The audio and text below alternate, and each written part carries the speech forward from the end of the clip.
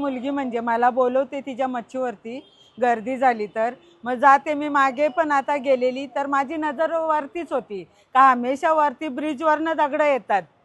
मग आता त्या दिवशी पण मी गेलेली तर काही नाही ना। आता माझ्या भावाचं म्हणजे कार्यक्रम आहे, मी तिकडे होती तेव्हा मुलीचा फोन आला, काही ती बुरखवाली मुलगी पकडली गेली आहे दगड मारताना, तू लवकर इकडे निघून ये।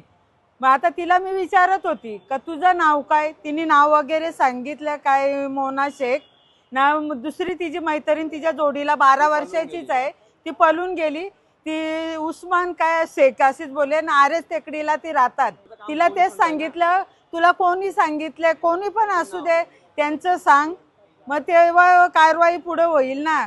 मग तू सुटली जाणार तू त्यांचं नाव सांगितलं तर। माझं नाव गोरखनाथ मुकुंद पाटील, मी छोटासा व्यवसाय करतो मच्छीचा।